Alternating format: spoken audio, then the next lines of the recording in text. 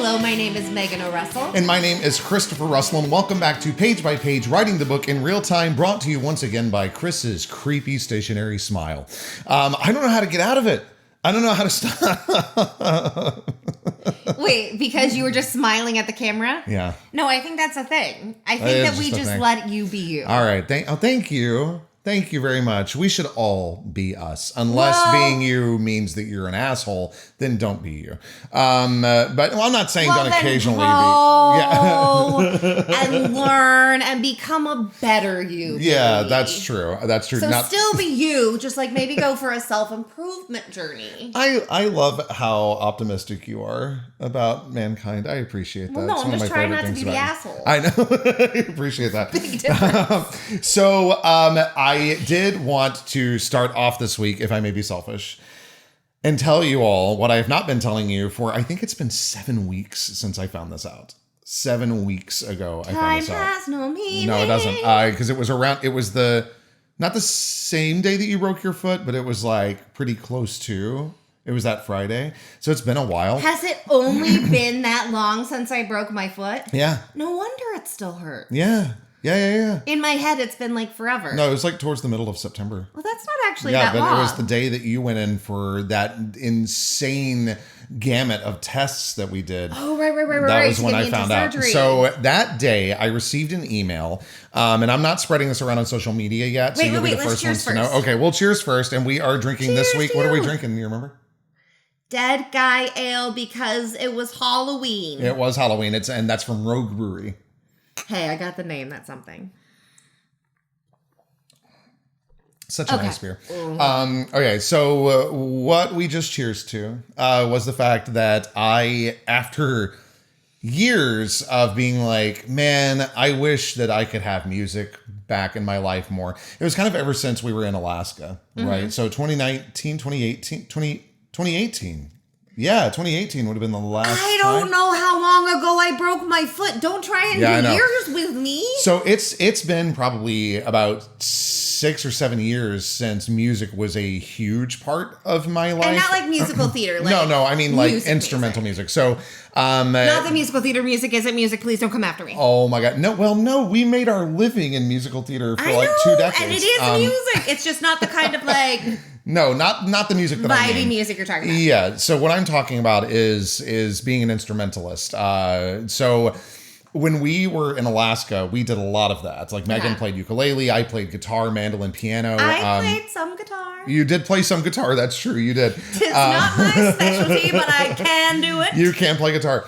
It's kind of like me with mandolin. It's like, it's not my specialty, but I can do it. But I got an email from Universal Casting saying that I had been cast as a dueling guitar player at Epic Universe. And I was like, what? So I was over the freaking moon and also overwhelmed because it had been 6 or 7 years since I had really played guitar. So I was like, oh boy. So I had to dust off the old 6-string. But it's been really, really fun. This past week has been insane because I think I mentioned it before, but we have this thing in theme park world called overnights where we rehearse when the park is closed, because that's when we can get in there. Hot hair. Oh, thank you very much. Yet again. Did you have that on your bingo card? So we had rehearsals from 9 p.m. to get this. It was scheduled. We never went quite this late, but close. 5:30 in the morning. And that was 3 nights that were separated by Halloween. So we didn't rehearse on Halloween, but that just meant that we had one normal night and then jumped back into crazy overnight. So I was saying to Megan, I was like, while everybody else was really enjoying that extra hour of sleep, what that extra hour meant for me was that instead of performing my last set at 2:15 in the morning, I performed it at 1:15 in the morning. Which is an improvement. So I got home at 3 o'clock in the morning after the time change. So it would have been 4 o'clock to my body. And I was just like, oh my gosh. So I'm still recovering. So once again, that is why the podcast is going up late. But only a day late this time. This time. And because despite his protestations, this one is still recovering. I'm 40. So we're just going to say that next week episode is probably going to be a little late too, because You are 40, baby, and we need to be kind to your poor little brain after what it's been through. True. Oh my gosh. And I'm so proud of you, and I can't wait to see you. Well, it was very funny because I was like, at first, I looked at the rehearsal schedule and I was like, 2 full weeks? Why do we need 2 full weeks? And then I sat down day one and went, oh my God, 2 weeks isn't enough. It's like, this is a lot of music. It's so fun. I am so excited. So if you're in the Orlando region, by the time this goes up, it'll be Wednesday. So tomorrow, Thursday, I will be having my burn-in day. My first set, I want to say, is at like 11 o'clock in the morning. And then my last one will be sometime around 3:30. So yeah, come cheer me on because it's been a long road, but I am so excited. It is such a good show. And whenever you're there, just go check out the dueling guitar show over at the Plastered Owl. It is awesome. Speaking of the Plastered Owl, did you see that segue? Megan made for me a present that I am thrilled to share with you. And don't worry, I know that you're like, well, great, Chris, the video hasn't gone up, so we're not going to see it. I will post a picture of it, but this is what Megan painted for me herself. She didn't have anybody else touch it, but look at this. Look at how cute. They don't have merch for the Plastered Owl Bar, so I made him a little owl. And it is going to live right here. And he's got his little drink. And it's sunrise, and he's been up all night, so he's got the big bug eyes. That is what my eyes look like. I'm pretty proud of that, considering that I haven't painted shit since I was like 12. It is really beautiful. I can go to the podcast notes, check it out, because she told me, she went, okay, here are my expectations for when you open this present. You are going to be the most excited that you have ever been about anything, regardless of if you like it or not, you're going to be excited. So I was like, okay. And I did not have to act at all. It was so well, because I worked really hard on it, and I was like, if the motherfucker doesn't like this. Well, it's just even the sky. I was like, how did you do those colors? Like, it's so pretty. I do not understand art. I'm very good at photograph manipulation in Photoshop. That is it. And I'm not doing anything nefarious with that. That's literally for like advertisements. I'll take different photos from Deposit Photo and kind of combine them, which is something I really love, but I don't have an artistic skill beyond that. A visually artistic skill. Okay. I don't really have a visually artistic skill. I disagree. Look at that owl. But I got it put together. I don't know if he's happy or overexcited, overtired, but he's definitely a plastered owl. He is like overtired, but he's like, I'm not going home until sunrise. Like he's been all up all night and he's like, not giving him now. There's this great mythology about the Plastered Owl and the Oaken Star Tavern, which is where the Plastered Owl is. And by the way, we were specifically told it's like, so it's not the Plastered Owl Bar. It is literally just the Plastered Owl. It's like, okay, so that's something that we reference in the show. But the story is something along the lines of how there was a star that came down to the Celestial Park and crashed into an oak tree, and they kind of got embedded in it. And so the oak and the star are one, and there's something about the creatures of the forest drinking pure starlight, and like it's just really fun. So the animals are just having a great time. Oh, but it's stuff that makes them plastered, so it's some high proof stuff. From what I understand. I made it beer. Yeah, I love beer. And I had to give him a little green cup. Beer is my favorite because Starlight. There was no way I was going to be able to. I was drinking out of a little green cup. You've seen movies. Well, I would have made it red, but I was like, that would look weird with the other colors. I agree with you. I do not disagree. I think that was a very good choice. Thanks. So cheers to your amazing artwork. I love you. I did it all by myself. Mm-hmm. Okay, so I did send a couple of text messages and call my sister, who was an art professor once, because I got a little confused and needed help. That's okay. But no one else touched it. No one else touched it. My goodness. I love you so much. Okay. So was there anything else that we wanted to talk about as far as, well, we do have the Orlando Maker Faire coming up this weekend. So if you're in the area, come check us out. We will be in is it the main building? It's the building that's like on the right as you enter the fairgrounds. It's the one where there are battle bots. Yeah, there are battle bots. So find the battle bots, find the books. BattleBot books. There you go. And then in a couple of weeks, it's the Miami Book Fair. So we're totally not stressed out at all about that because it's not a huge event. I'm not stressed about it. I'm a little stressed about it because there are things I want to order for it that have not yet been ordered. And get on that shit. Yeah, I know. So, but other than that, I think I think that's it for right now. Lots of exciting things happening. So saying that's it seems a little bit anticlimactic and also anti what all is actually happening right now. So, but that's all I can think of. Is there anything else you can think of? I think not that we need to talk about before we can. Okay. No, yeah. We'll talk about more later. But did you want to give everyone a previously on? Should I not? Well, I don't know. The way you said it sounded like a real question. Yeah. Well, I question lots of things. But I'm supposed to do it, right? Yeah, you're supposed to do it. That was my poor attempt at a segue. Oh. Previously on Diary of a Blood-Marked Werewolf. It is field day at Laureldale High, and the dark sky astronomy overnight. New moon. It's the new moon astronomy. One day I'm going to get it right. The new moon astronomy overnight. This is why he proofs chapters for me. Correct. The new moon astronomy overnight is at stake. Now, Ella and Jason just rocked out the challenge course, coming in first and second. But unfortunately, Ella split open an old wound on her hand and is in need of some humanish style first aid. Why are you and so of course, close to the mic? Because I'm being dramatic. Loyal Jason Archer is by her side. Falling down a full, 2 seconds after she does? Dropping out of the tree? Or the he wasn't as good at hanging up his markers. Clearly. What a doofus. All right. Well, the thing is, first of all, she's like, I'm not going to be shy about putting some plastic in my teeth and drooling all over everything. Like, what the fuck ever. He was probably trying not to slobber in front of everyone.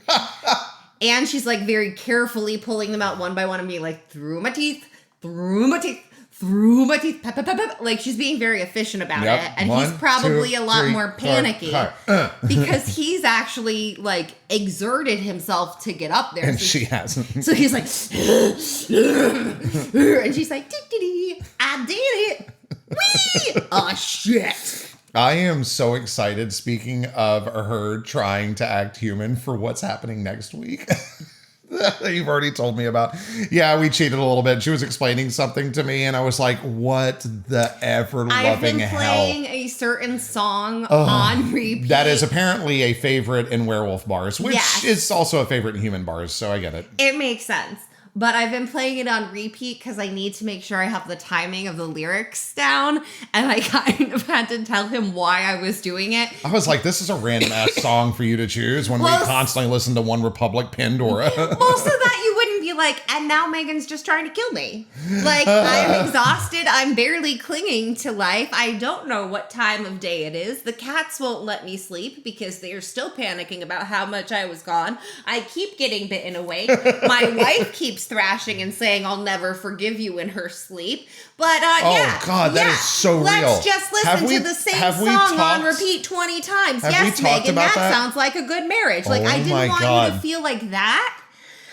So I told you why I needed to play the song. Have we told, you just dropped a huge relationship bomb on people. Hi Bubba. Bubba's playing with the bed. No, but you screaming awake and being like, I'll never forgive you. And it's like, oh, wow. Okay. So I don't know if it's medication or what, but you have nightmares constantly and she talks in her sleep and it wakes me up. So yeah, that's what she's talking about.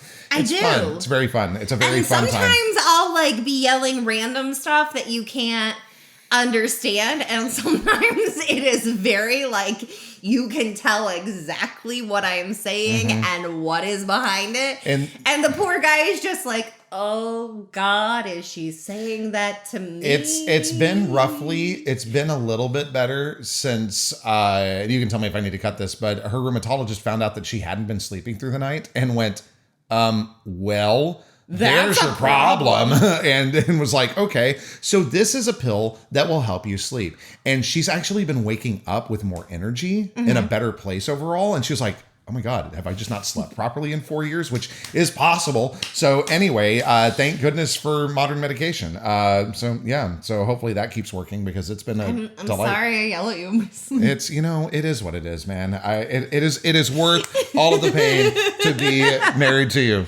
Sometimes I yell really weird things. Yeah, you do. I tend to yell the C word in my sleep. Yeah, that does happen. And that's a fun thing to wake up to. That I I usually say in real life. No, it's not. Like every once in a while under very it's not like fuck that's like basically the or and in my vocabulary. Like it is not something I say, but I will scream it in my sleep. Yes, I can attest to this. Okay.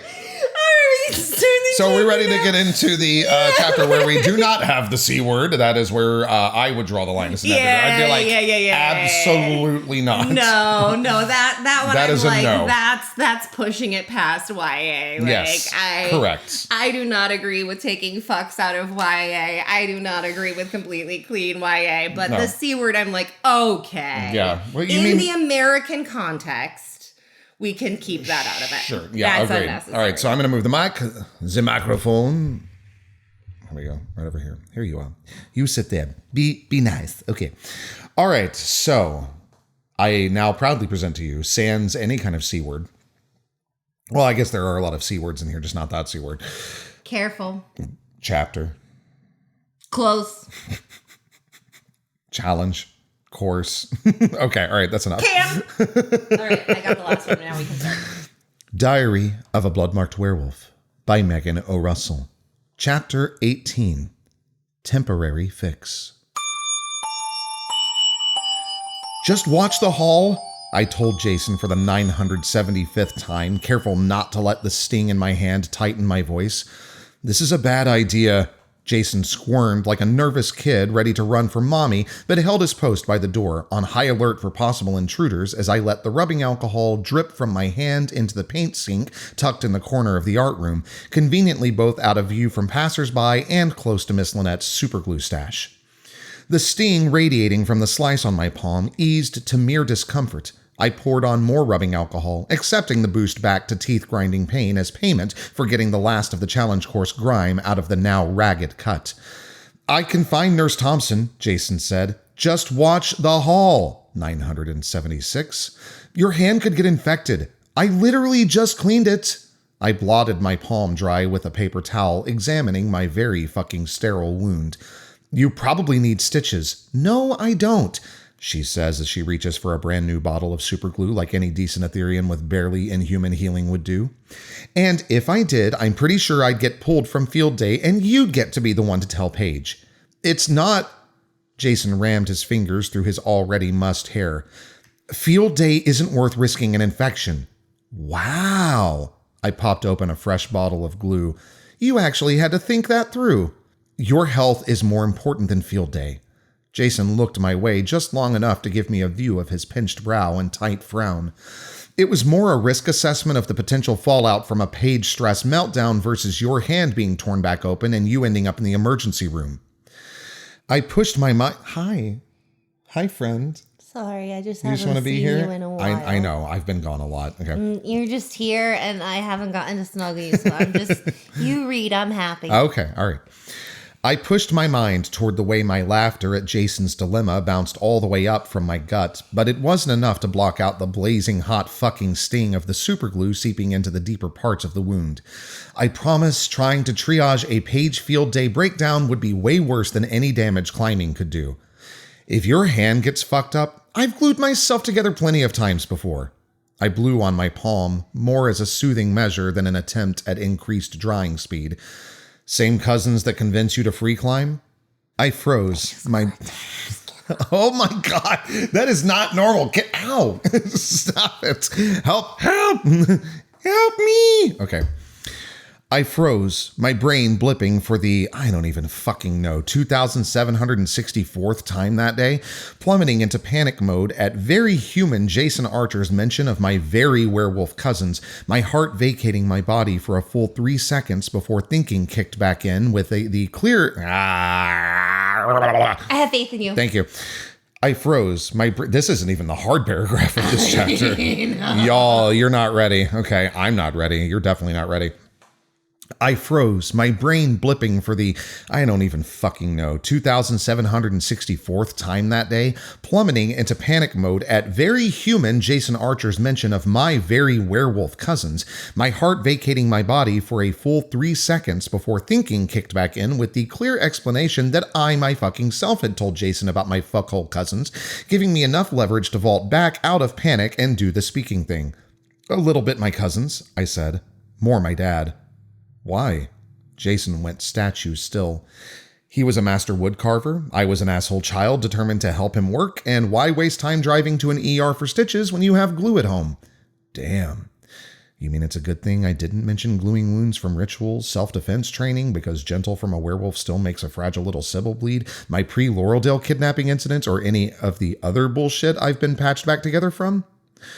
What did your mom think of the gluing? Jason asked. See, Dad would do the gluing for me. I splayed my fingers, making sure the wound stayed closed. My mom made me learn to do it for myself, because self-sufficient wound care is a hell of a lot safer than risking human intervention. Jason turned to look at me, head tipped, eyebrows pinched. Would it be weird for me to say your mom sounds like a badass? Nope. Now watch the hall, Mr. Lookout. The worst fucking guard turned back to the door while I searched the supply cabinets for the rolls of gauze Miss Lynette had laid out as an option for our current Halloween/Widow's Run projects that were definitely due next week and I very much hadn't started.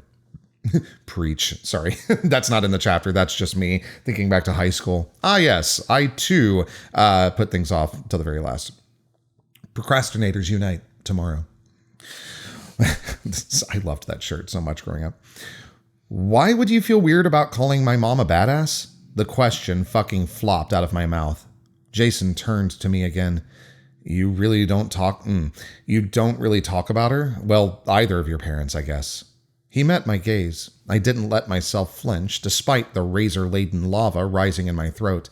Maybe she wasn't a badass, just too cheap for doctors. He came toward me, abandoning his fucking post. I found the gauze in a very sanitary, ripped paper bag tucked behind the glitter bin. Maybe, he said, we're all just assuming you don't talk about your parents because you miss them so much it hurts, when you really just don't have many good things to say about them. Fuck. I opened my mouth, ready to speak, but the pain in my throat wouldn't let words past. I pulled out the least dusty/glittery roll of gauze in the bag instead. Shit, I'm sorry. Jason's face crumpled. I shouldn't have said anything. Spare the poor boy, Ella. It's the first one. The words came out too gritty and shaky for my ears to recognize my own voice. I didn't. Fuck you, Ella. My parents were really fucking far from perfect, but no one in the world could have done better by me than they managed. Fucking heat prickled in my fucking eyes, a petty emphasis to the fucking knot in my throat. Jason worked his lips like he was tasting the word. Good, I guess. Yeah. The fucking tears pulling in my fucking eyes blurred Jason's face. Losing them would have been easier if they'd sent me to the Sibyllary the first or second or 12th time they'd had the chance, if they'd treated me like the burden I am, if they'd given me more than one moment of hating them to cling to so I could pretend the world wasn't a worse fucking place without them in it. Ella? Jason laid his hand on my shoulder. I'd probably frozen. Some people are born into lives painted in grief, and if that's the lot the cosmos gives you, you can't change it. It's either break or get strong enough to survive. My parents made sure I could survive. In the end, that's all that matters. I held the roll of gauze out to Jason. Help me wrap my hand? Ella. It'll be faster. Oh, come on. I waggled the gauze before him as though tempting a necromancer toward an off-limits corpse. Fucker flattened his lips. Are you sure, nurse? Do you want me to superglue a bandage to my hand, or do you want to help me? I grinned at him, daring him to doubt me. I'd like to register my objection. Noted. I'm going to take a brief pause right here because this is such a great view, and I didn't write this down, so I didn't want to forget it. A great view into Ella's walls that she puts up, her coping strategies for dealing with the pain. Like the fact that she's like, oh, we're not talking about this anymore. Come on, you want to, and she uses humor to diffuse these situations. And I think that it's such a great look into her sadness. I don't know. Oh, well, yeah. Thanks. Yeah, you're welcome. Okay. I'd like to register my objection. Noted. Brow furrowed, lips fully gone, Jason glanced to the door, then squeezed into my little hidden from the hallway corner, setting our things down onto the table beside the sink where a smattering of art supplies made my sketchbook, that had been firmly in Jason's grasp since the challenge course, seem right at home. He took the roll of gauze, starting to wrap my hand with the ease of someone who'd been through more than one round of first aid training. If Paige asks, Nurse Thompson wrapped my hand and said I was good to compete. Jason paused, his brow furrows deepening as he looked up at me. And when she figures out we're lying, lie well enough and she won't. Just tell her I was so upset about the possibility of not being allowed to do the rock wall and challenge course finals, you agreed to help me skip formal wound treatment until after school to ensure I wouldn't be thrown into a spiral of guilt-laden disappointment for letting down the friends who literally uprooted their lives and moved in with me when I didn't have anyone else to care for or support me after the trauma of being kidnapped. Jason fish-mouthed for a few seconds. Does this mean you'll go see a doctor after school? No, I'll come up with a post-school lie after we've kicked the shit out of the rest of field day and secured Paige's dream. Why the fuck is she so obsessed with it overnight? From everything I've heard, the new moon astronomy overnight is worth the field day madness. Tessa's mom says it was the single best thing that happened in her time at Laureldale High, and that includes getting together with Tessa's dad. I flicked Jason's arm with my non-wounded hand. Well, then finish off this bandage and let's go win. Scissors? He said it with a bit of hope, like maybe the art room would be fresh out of scissors and I'd have to go to Nurse Thompson after all. On the table. I nodded to the basket of scissors right beside our things. Pin to hold the end of the wrap. Just staple it. I nodded to the industrial-sized murder weapon-worthy stapler beside the scissors. No, just, it'll hold better than tape. You'll get scratched. So? And if it doesn't hold while you climb, then pocket the rest of the gauze and we'll rebandage it later. Jason's lips disappeared again. If you're worried about stealing, don't be. Either way, the school is going to end up providing the first aid supplies, but this way we're saving school resources by not taking up Nurse Thompson's time during field day. And I'm sure she'd have to write a report at the end of the day, and then someone would have to waste time reading her report. And what if Principal Harrison started to question the safety of the challenge course? And okay. Jason snatched the gauze, tucking it between his pants. Nope. It's like between his pants pocket. I don't know what that means. Okay. Oh my goodness. This is YA, Megan Elizabeth. And we haven't gotten to those sections yet. Okay. Jason snatched the gauze, tucking it into his pants pocket. Thanks. As he chose scissors, I rescued my necklace from my bra, managing to get my hand in and out of my boobs before he turned back around, studiously not laughing as he flushed bright red from the mere knowledge of where my hand had just been, or snarking as he spent forever figuring out just the right way to ease the end of the stapler under the edge of the bandage so the prongs of the staples would be facing away from my skin. Let's go. Fifth fucking staple in place, I grabbed my hoodie from the table, uncovering the black leather silver bird disc cuff. Fuck. Calm, Ella. Do you want to run this to your locker? Jason picked the fucking thing up. Or help putting it on? And drag out that fuck even longer. He held the cuff out, an innocent question in his eyes, no clue as to the epic spiral his simple offer had launched me into, because putting the cuff in the locker and grabbing it at the end of the day would, by all simple logic, be the best plan. But no, I'm Ella fucking Day. I can't just do the easy thing and be done with it, and the fucking cuff wasn't just a fucking cuff. Caleb's dad had given the fucking thing to Caleb as a good luck charm. Then Caleb had given it to me for the same, hey, hope you don't die purposes when I insisted on going out into the forest with only Jason for backup, which, in hindsight, Caleb was right to freak out about since I did get fucking kidnapped the same fucking day. But Caleb had taken the cuff back, complete with blood and scratches that had since vanished, when he'd run from the warehouse after that whole killing someone whilst rescuing me thing. And I just freaked Caleb the fuck out with my brilliant revelation that two different evil fucks were probably still fucking prowling around fucking Laureldale, which probably spurred the return of the Lucky Charm / leather cuff, a gesture I'd be a fuck to deny since Caleb paid really fucking dearly for being brave enough to come to the rescue of the nightmare girl who had zero right requesting life-risking favors from him, but who would, because fucking fucks, be needing help again soon because the fucking bullshittery keeps grabbing at my ankles like a fucking tentacled array way, writhing up from the fucking darkness below. But what the fuck choice do I have but to keep trying to fucking breathe and leave as little damage as possible on my path to dying in a horrific way? Because Sybils don't get happy endings. The best we get to hope for is a slight delay to our inevitable fucking tragedy. And my fucking gift in this fucked up life is drowning everyone around me in chaos. And since I know this, and I know Caleb would do whatever the fuck he could to help me no matter what fuckery I caused, negating his desire for luck on my behalf, read luck as extra guardian to relieve some of the keeping Ella alive stress. By not wearing the cuff would be an affront to someone I owed a fuck ton to, which would be extra super shitty since I didn't even need to be a Sybil to know my ass-saving gratitude debt would be skyrocketing in the near fucking future. I'm so proud of you. I am a god. Oh, wow. That was insane. I'm so proud of you. That is, I know that I've said this before, but is there a longer paragraph? Oh, wait. No, I didn't say yet. No, I don't think I've written. That's the longest one I've ever 1, 2, 3, 4, 5, 6, 7, 8, 9, 10, 11, 12, 13, 14, 15 lines of text. Jeez Louise. Okay. It's going to be like 2 full pages in a book form. It's going to be huge. Yeah, that's true. Okay. Okay, jump back. No, piss off. Okay, jump back like... Which would be I extra... didn't even need to be a Sybil. Yeah. Yeah, which would be extra super shitty since I didn't even need to be a Sybil to know my ass-saving gratitude debt would be skyrocketing in the near fucking future. You okay? Jason. Wonderful Jason, whose devoted friendship kept trying to fucking flip to the danger zone, which is a massive nope since he's fucking human, but that didn't reduce the cuff complication because Jason holding Caleb's gift really drove home the "you're fucking lying to fucking everyone" guilt in a brutal way. Touched my arm.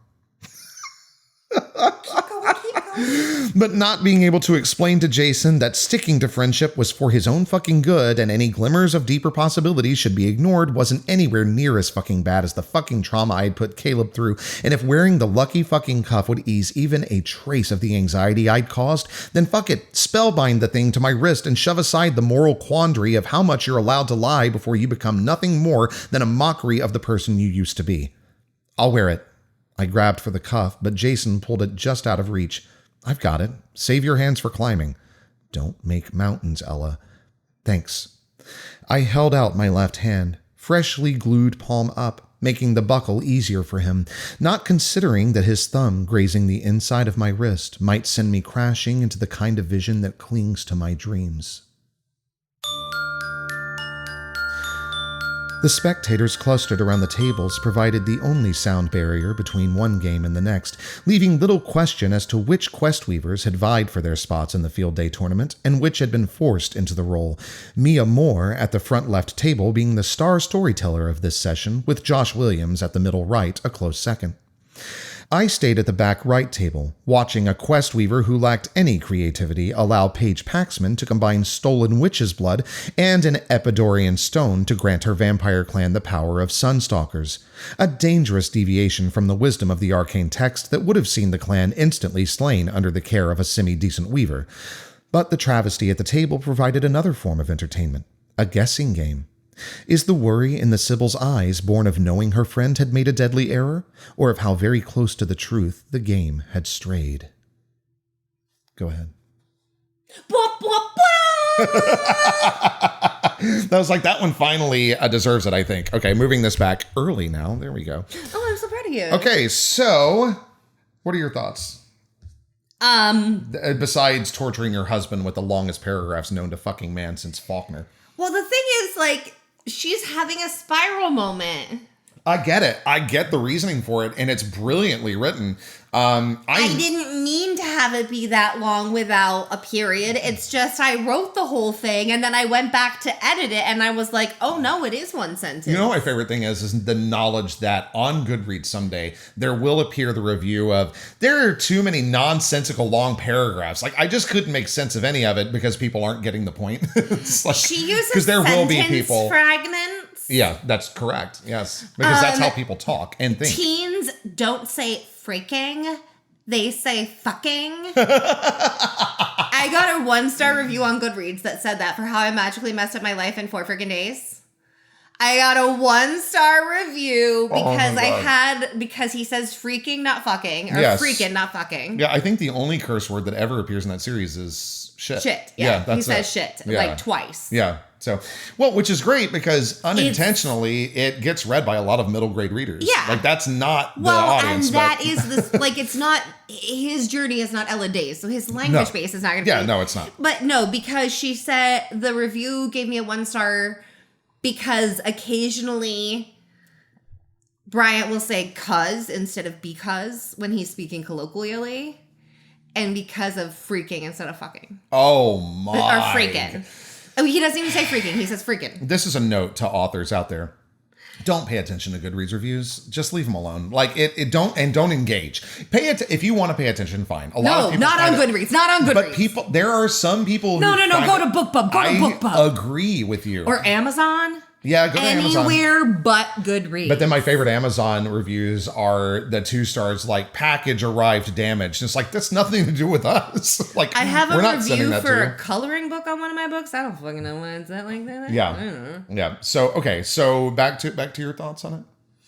My thoughts on it are that I'm really excited to get to the next chapter. I'm really excited for the next chapter And as well. and I'm really excited that I got to pull the Watcher's point of view in Yeah. for this moment. Yeah. I was really excited too. Do you want to discuss more about the implications there? Like about like why you chose that particular scene? Or no? Do you want to leave it alone? I mean, that is up to you. Do you have a question about it? There's nothing in particular that I have to say about it. Well, I don't know that we've talked about this before. So I'll phrase it as though we haven't. Is there something that we as the readers should be paying attention to as to why focusing on the KAT tournament above all?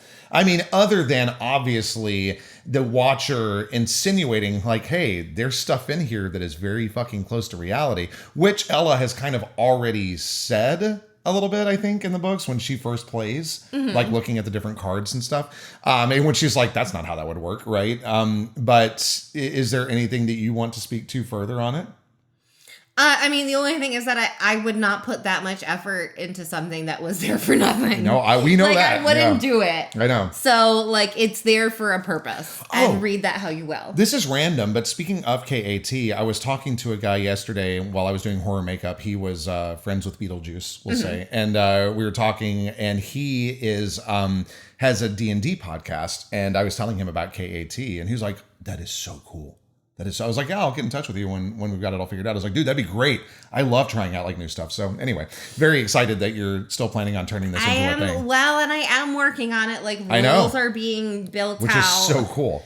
It's the problem is like I know how it works in my head. Right. I don't know enough about game mechanics to translate it properly. No, that makes sense. So I'm working on like figuring out which bits go where in game mechanics right now so that I can even break it up and have the right language to ask someone who knows about creating games the right questions. Right. So I want to have like figure out everything that I think I need to know. Yeah. So that I can hand a plan to someone who knows more than me and like hopefully have it recognizable to them. Like I did with the Obrea map. Right. Where yes. like I put Only this is way more complicated. Yeah, but like I sketched it all out on graph paper and made like mileage notes on everything so that when I handed it to someone, I could be like, this is what I want.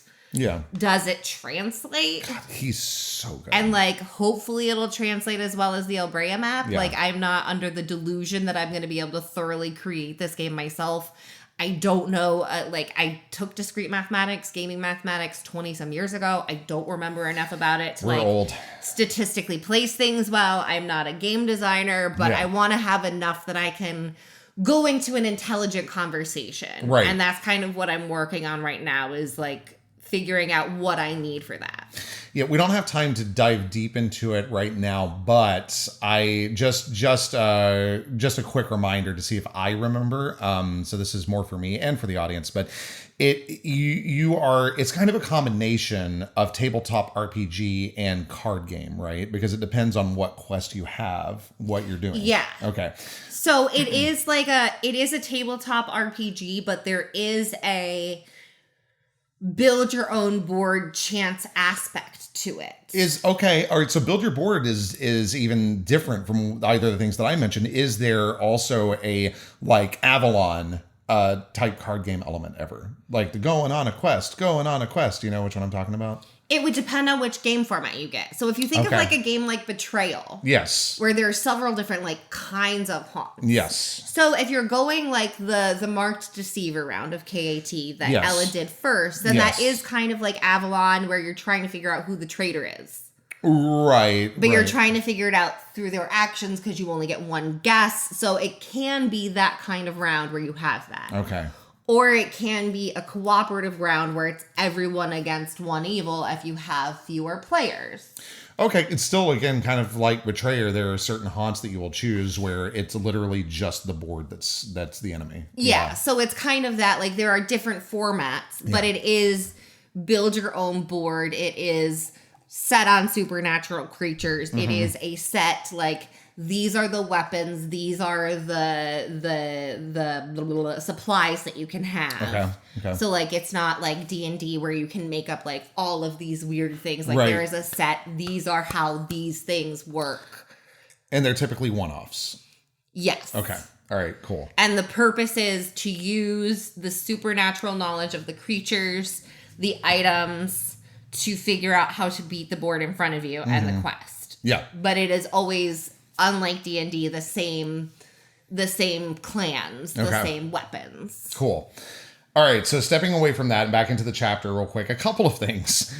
No, you probably need stitches. No, I don't, she says as she reaches for a brand new bottle of super glue like any decent Etherean with barely inhuman healing would do. I think that this might be the first time that we've seen her in her thought refer to herself as the third person, and I think that it's hilarious. It's just like, no, I don't, she says as she does this, because that's something that we totally do a lot. Like, so that's funny, A.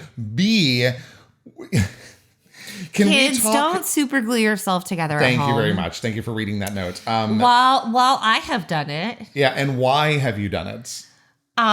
Because I was in a set shop and busy. Correct. And that is something that is not atypical if you're working in a set shop. Is it's like, hey, you've cut yourself decently bad, not bad enough you need to go to the ER, but it's like, ooh, that's gonna not heal right if you don't. So I've super glued before, but that's not a thing to play around with. It's not a great glue, idea. Not Elmer's glue. Really, don't there's do like it. the glue that doctors use is like way different than store super glue. And more sanitary. It is not the equivalent. No, this is so not a don't great do idea it. that I endorse. Do not do it unless it's a real, like you, if you're an adult and you have to. If you're not an adult, go find an adult, please. And if you're an adult, it's still a bad idea. But you know what? We do what we got to do. We do what we got to do. That's exactly it. It is a last resort it's thing. like don't pop a blister. Sure, but I need to get my foot in my shoe. But for Ella, this is a last resort because if she goes to Nurse Thompson and gets seen, they're going to want to check back in on her, and that's going to be like, wow, you're healing remarkably fast. Well, because if they give her stitches, she has to get the stitches removed. Okay, that's never stopped us. You've removed my stitches. I've removed yours. Again, kids, don't try that at home. Mom, we were busy. This is a total lie. Chris didn't take out my stitches. I did take out her stitches. It was fine. She's fine. What? Don't tell her that. I took out her stitches. Okay. This was my favorite aphasia moment ever. This sentence originally read thus: I found the gauze in a very sanitary ripped paperback tucked behind the glitter bin. And I went, okay. Weird, but fine. I left it. She carved out the center of a paperback book, tucked all the gauze in. Nobody will find it here. It was a paperback about lupus. Yeah. It's actually House. It's not Miss Lynette. It's Dr. House. I mean, if you were a teacher and you were going to carve out a book, I don't think you'd be hiding gauze. No, I don't think so either. It'd be whiskey. You'd be whiskey. We had a teacher that apparently would inject oranges with vodka. And I was like, brilliant, actually, but shame on you, but brilliant. It's like, that's messed up, but okay. But yes, it is ripped paper bag, not paperback. That just made me laugh, and I thought that it was worth calling out. Okay. Some people are born into lives painted in grief, and that's the lot the cosmos gives you. You missed. And if that's the lot the cosmos gives you, you can't change it. Go back to the beginning. It's not as pretty if you break it up. Some people are born into lives painted in grief. And if that's the lot the cosmos gives you, you can't change it. It's either break or get strong enough to survive. My parents made sure I could survive. In the end, that's all that matters. This seeing her get this deep with Jason is insane, because I feel like in this scene, she is sharing things with him that, pause for helicopter, airplane. But I don't know that we've seen her get that deep with anybody else. Like, she is sharing things with him. I don't think that we've seen her share with Caleb. Because she hasn't had to say it that way. Yeah, but okay. So then another way I can read this is that Jason cares about Ella more than possibly anybody else in her life right now. Maybe not Kate, but we're not seeing Kate because she's doing who knows what. But it's because he cares enough to ask the important questions, because he cares enough to be like, is it okay to say that your mom's a badass, or do you actually like hate them? You know, like he wants to know her. And the thing is, like, Caleb, biblically, sorry. But the thing is with Caleb, he's like, so your parents were good? And she's like, yeah, they were werewolves who went all over the country to try and keep me safe. Mm-hmm. So she can tell him, like, the short version of, like, yeah, I'm a fucking Sybil, so my life is fucked, and my parents' lives were fucked, and they loved me anyway. So she can give the fuckery version of it to him, and he's like, oh, wow, that really sucks. But because Jason doesn't have that internal translation, she can't give that, like, surface layer answer of, like, well, this is the truth and you can interpret. Yeah. Because he can't interpret, because she can't give him the truth. True. He can't extrapolate, so she has to give him that bigger thing of, like, my life is fucked. It is what it is, but my parents made sure I could survive. Which is the same thing she said to Caleb, but she could say it in a way that is much more comfortable to her. Right. To him. I think that Jason challenges her, and I love it. That's all, because she's having to talk around a point, meaning that she's having to share deeper truths that maybe she doesn't want to admit. That was very deep of me. Just this, I don't know why I wanted to talk about this specifically, but I highlighted it. I'd like to register my objection. Noted. It was like, so do you want to do this thing? And he's like, I'm not happy about this. And she's like, great, don't care. Do it anyway. And? Yeah, exactly. I just love that. Although she's like, your objection has been noted. Carry on. I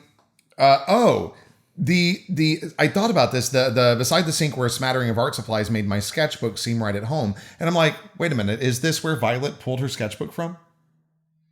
I mean, she does have, like, the same basic sketchbooks that they have in school. But yes, when Violet stole her sketchbooks, it was from here, right? Yeah, she stole it from the school. So it literally felt right at home. That was my laughter. Thanks. I held out my left hand, freshly glued palm. No, that was right. I held out my left hand, freshly glued palm up, making the buckle easier for him, not considering that his thumb grazing the inside of my wrist might send me crashing into the kind of vision that clings to my dreams. Megan, does she have a vision there? Mm-hmm. Do we get to find out about it? Mm-hmm. We do? Eventually. Oh, all right. Okay. I wouldn't have put it. Yes, I know. And if it's important, I have to tell you about it eventually. Okay, so wow, I'm in a mood. Let's talk about your decision for this fucking name, Megan Elizabeth. You know which name I'm talking about. Her name is Mia Moore. Her parents are millennials. And I love her. Oh my God. Well, she's part of the band, so she has, like, a built-in stage name. Or stripper name. More. Oh no. Like, whatever way it goes, like, she's got it. But yeah. Mia Moore. Oh my God. Just, I can't. You know there's a Mia Moore out in the world. Yes. I don't even have to look it up to know that. I know there is. I think it's a and great their parents name. thought that they were being so clever. Like, just if my like parents had named me so Mia Moore, I would have probably, like, I don't think I would have liked that, but it's a good name. I wouldn't want it, but it's a good one. Oh my God. Is the worry in the Sibyl's eyes born of knowing her friend had made a deadly error, or of how very close to the truth the game had strayed? Now, we already talked about this, but man, what an ending. Oh, it was so good. It was so good. Thanks, and I was Monkey. like, oh shit. Oh, this is neither here nor there. This was just a cute thing of where Jason's like, and when Paige figures out we're lying, and Ella's thought is lie well enough and she won't. Jason's not good at it. It's so layered because on the one hand, yes, we see in that thought of like, well, be a fucking better liar, Jason. But on the other hand, we see the opposite side of that coin of that Ella is such a good liar. It's ridiculous. So yeah. Okay, that is all I had. Do you have anything else in the chapter itself? Yes. Oh, please go ahead. Oh, wait, you said the chapter itself. Yeah, the chapter itself. No. Okay, all right, then go on to what you were going to say. Oh, so I put this on social media, but I did not say it on the podcast yet because it happened between podcasts, much like me graduating to a sneaker, which has been excellent, though painful. Yeah. So the history that I want to do that goes into this massive world building lore of Laureldale, I am doing it in stick figure form because it entertains me. And Chris is going to write it down as historical fact. Yes, he is going to translate it into douchey historian speak. And this was going to be like that just for Substack. But then, no. I decided that what we should do, it's going to be great. I'm going to make a stick figure picture book. And Chris's historian douche speak will be the text of the stick figure picture book of Laureldale universe history. I'm really excited about this. Now, I have no idea how we're going to make the details of this come together. L'histoire de Laureldale. And now that I'm like, I kind of like drawing overtired, cracked out animals. I'm like, maybe I should just like paint a cracked out dragon for the one that could paint a cracked out dragon that burns down the Library of Alexandria. Yeah, like that could be hilarious. It could just be big, wide-eyed people running away from it with a little fire. I don't know. We'll see. But there's going to be some kind of picture book of the Laureldale universe history, which I think is hilarious. Yes. Because the Silmarillion reads like a Bible. Yeah. And my world lore is going to be in picture form. And I think that's fucking great. I'm real happy with it. I am so excited for you. And that we are planning on sending that out with the Kickstarter for this, right? For book 2? Let's see how far we get it. Yes. In deciding like what vibe we want to do for the picture book. Mm-hmm. This is not going to be a pretty picture book. This is not going to be like... Oh, it's going to be a fun picture book. It's going to be real fun. There are going to be people running while they're on fire from the dragons. But, yeah, don't think of this as some great art piece. It's going to be hilarious, and I'm really excited. I am too. Speaking of, can we, detour into Kickstarter land for a second? Yeah. Okay. So, we are... And you can tell me how much I need to cut of this, because I know there are certain things that you're like, I don't know if I want to like share that particular piece, and that's fine. But I am totally fine sharing this, so you tell me. But we reached out to a few of you talking about like, hey, are we in love with both of these pieces of art? We got back that like, yeah, they're both great. One of them, it was kind of like, I'm not sure this necessarily fits. And we didn't love seeing Ella from the front. Yeah. So I was like, okay.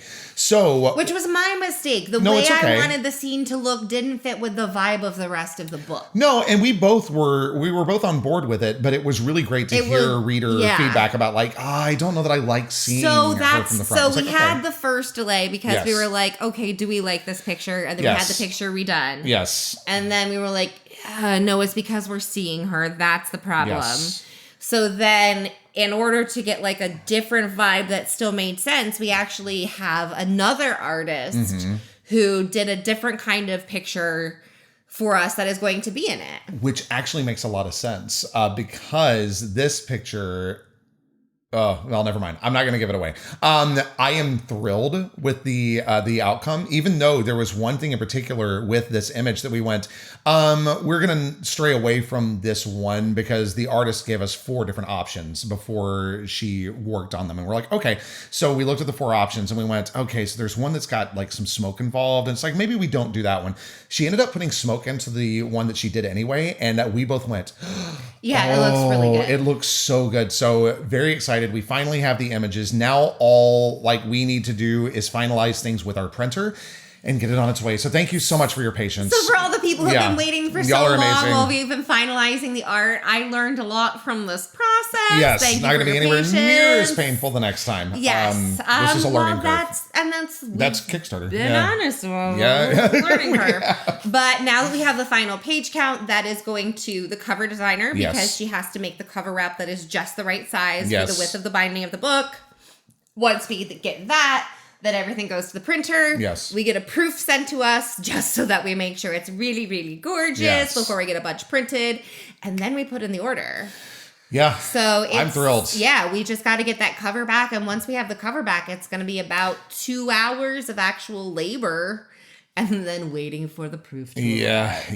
And like it stinks on the one hand. I am very glad that we took the time to really make sure that we were getting the absolute best product out there.